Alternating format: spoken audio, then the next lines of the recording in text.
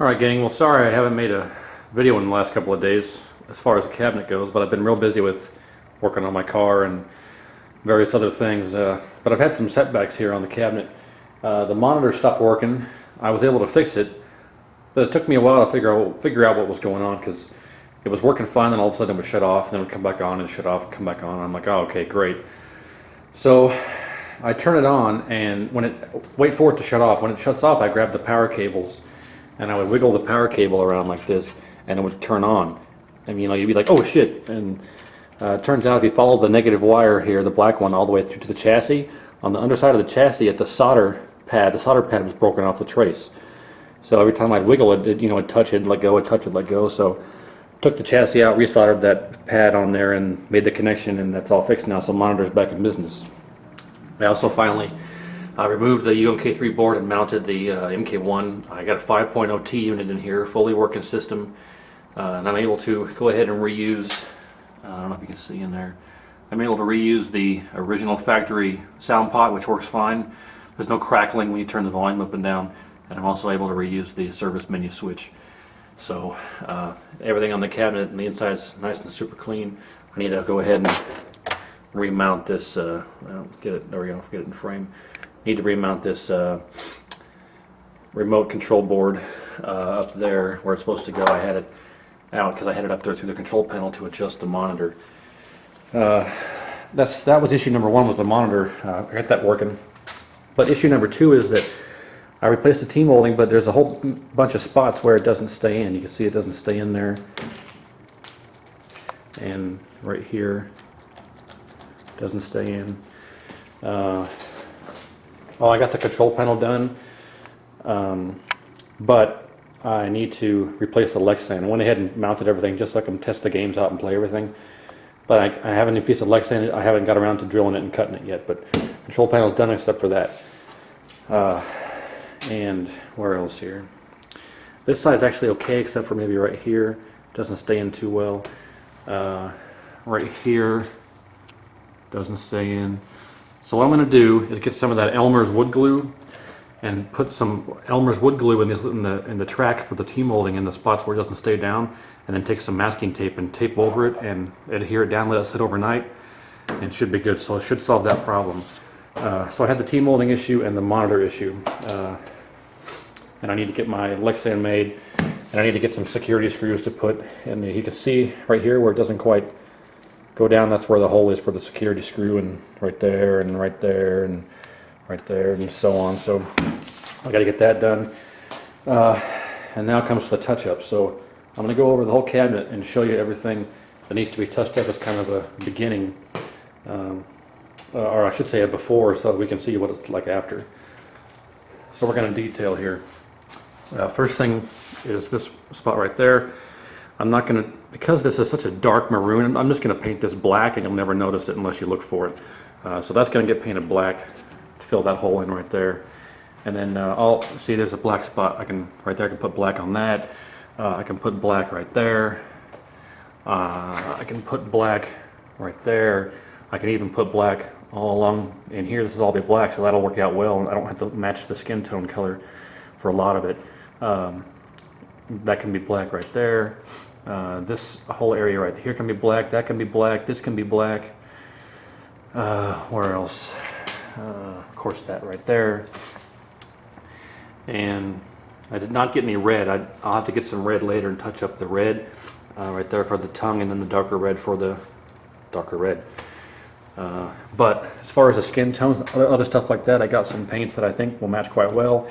I got some real dark tan and light tan. I'm going to mix it together and try and do some of the face and everything.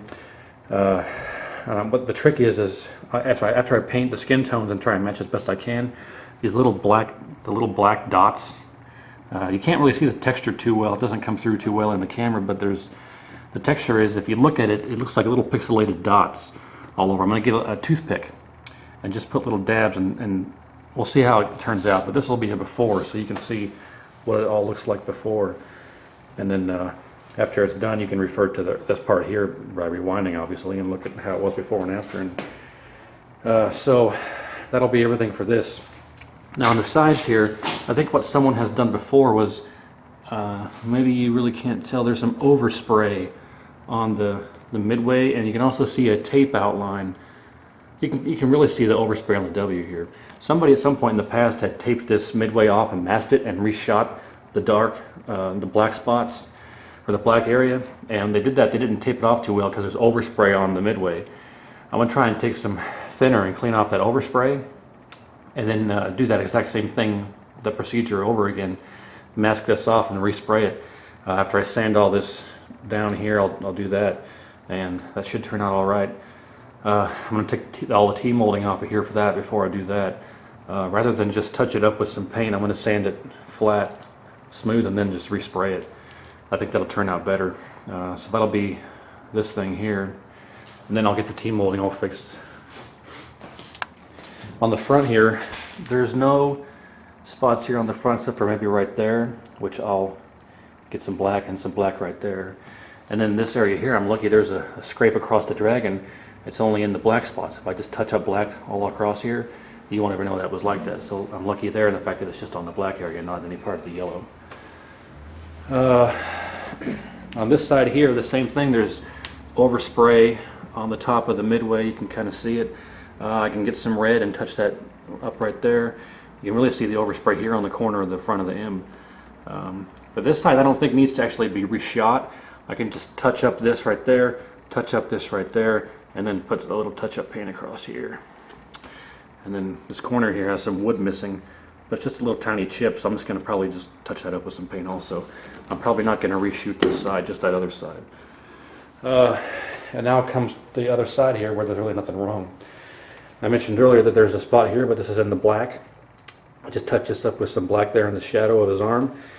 And that's it for this side. This side is issue-free, really. So we don't really need to do anything with this except for that dark spot in his right arm. And then of course I got to fix this issue with the T-molding not sticking in around the edge here. But so that's pretty much an outline of what needs to happen.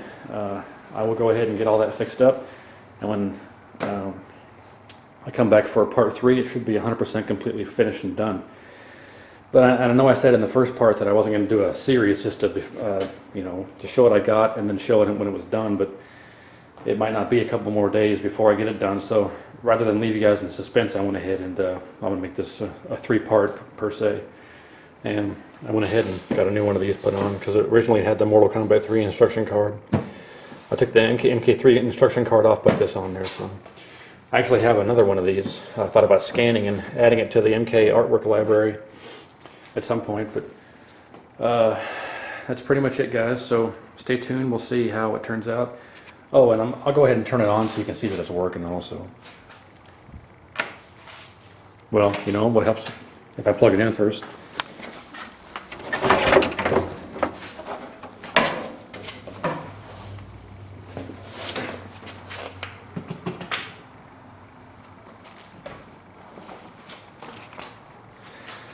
One moment.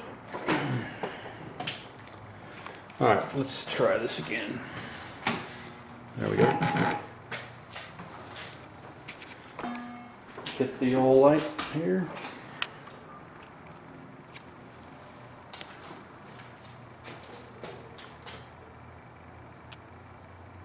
Everything checks good, so I'm going to skip.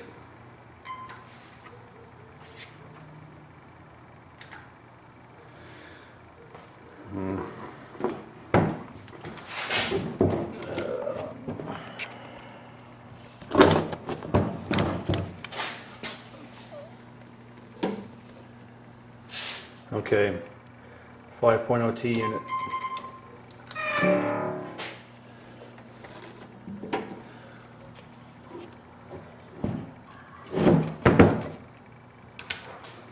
Damn it, I forgot to put free play.